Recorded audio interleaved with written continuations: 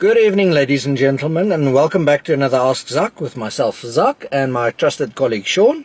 Good evening and welcome back. And you'll see we've got quite a different view here behind us. It's not the animals as usual. We're sitting here in the bakkie.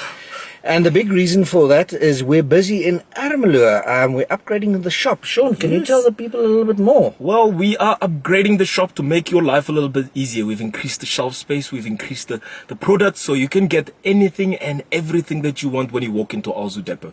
So yeah, please, if you feel like it, come join us, come see us so we can share a little bit more than just shop revamp. Yes, and of course, it's a good place to meet. Definitely. So if you're in the area, come meet your technical advisors. We've got everybody's here. So you can come and meet us, and if you've got questions, you can come and ask. But let's just kick off this session of today. And today we're looking at profitable pig farming. Yeah, can be a little bit of a tongue twister, that one. Now, very important. For you to be profitable in your pig farming, there's a few things that you need to have in place before you can look at maybe saving money on feed and management and things like that. Now, the first and foremost is, of course, you'll know us from the PIC, the Pig Improvement Company. There we focus on genetics. Now, when we focus on genetics, we're looking at a sow that can give you more piglets, because more piglets is more money for you in your pocket at the end of the day. And that genetics we make accessible for you as a farmer. So if you want to have more information about the genetic side, please contact our PIC division. You go onto Facebook on PIC RSA. That stands for Pig Improvement Company South Africa, and there you can find out more about the breeds that we've got and the genetic improvements that we're constantly doing. Because understand, you cannot, if you take me, I cannot run 100 meters as fast as Usain Bolt. I don't have that genetic potential in me. And that's what we do in our PIC division, is we train technically Usain Bolt top performers. We're getting that genetics so that you can get the most out of your pigs. Now, Sean, when we talk about pigs, let's say we've got our genetics correctly. Is there a way to save some money on feed, because that's the biggest component when it comes down to our piggeries, and the biggest challenge people are experiencing currently? Yeah, so Zak, very key.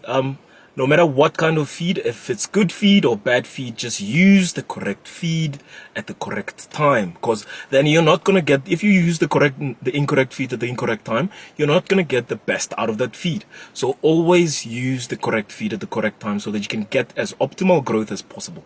So we at ALZU have multiple ranges to take you from day 0 till the last point where you have more piglets. So we have your creep feed, we have weaner feed, we have grower feed, and we have for your boar and sows. And also for those who get their maize, who can get maize meal cheaper somewhere else, we have a concentrate. But very important, mix correctly. Do not mix with shovels, or else you'll get uneven growth throughout your piglets, or get uneven growth throughout your animals. So always get the best mixing equipment to make sure that you get the best out of the product that you've bought from ALZU.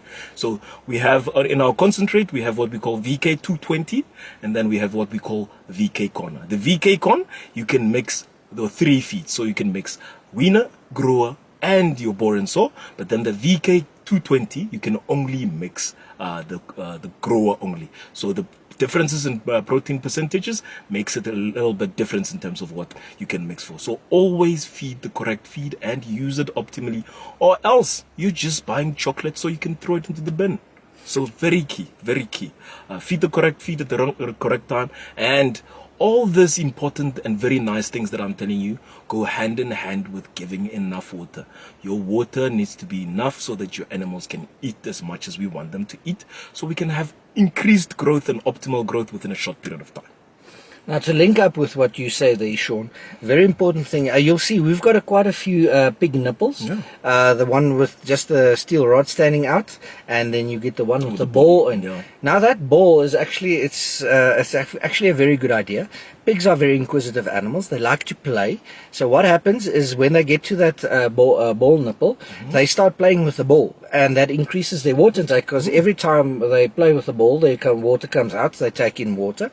And what happens then is when your water uptake is higher, then your growth gets higher because they're going to eat more feed. Definitely. Now, when it comes down to your housing, it's very important. Please go onto the PIC RSA website. There is a housing manual. Now, when it comes to profitable pig farming, remember, look at your animals, what they need. Now, first of all, the amount of drinkers they need. It doesn't help you increase competition. As soon as you increase competition within your piggery, you're going to get uneven growth. As with, we always say it with chickens, but the same rule applies to our pigs. If there's not enough feeders, they're all drinkers, they're going to compete. The weaker ones are going to stay behind, and the strong ones are going to get all the nutrients they need, and they're going to grow nicely. And then again, you're at the losing side. So please go on that manual and check how many drinkers you need. How much feeding space? Because a lot of people forget about that. A small piglet might need a little bit less, but as it grows, the feeding space that animal needs is going to have to increase. So when you do your setup of your piggery, you already plan accordingly, build in your spaces so that you minimize competition. Competition amongst animals is one of the worst things that you can get, and it's going to eat into your profits. And it's a small thing that you can adjust to make more money, because that's what you're there for. You need enough feeders, you need enough drinkers. And as we always say, a comfortable animal, a happy animal, is a productive animal. So put your focus on that housing. Definitely. Make sure your animals are comfortable and that they get free access to water, easy access to water and feed. Then you're already one step ahead, because when you combine all these three things, good genetics, good feed, whether you're saving with producing your own maize and getting it cheaper, and then putting in the correct housing, your animals will produce better. And that's the goal at the end of the day, because you need to make money. So be very aware of it. Go check how much feeding space. Go check what you need, how many nipple drinkers, and go check how many pigs per square meter. That is also a big role. Very big role. We talk about that when we talk about our chickens, but with our intensive farming, it also plays a big role with our pigs. As you can see, me and Zalkin here, I'm facing a situation here, trying to make sure that I can dry myself, because it's hot. But then guess what? If you don't manage your house properly, you're going to deal with the same problems. Animals that are going through a heat stress, don't eat properly, they just drink lots of water and then just relax and cool down. And then that's not what we want out of them. We want them to grow as soon as possible so we can put them on the market. So as usual, in closing, we usually tell you guys where we are this coming Thursday, usually with the information session.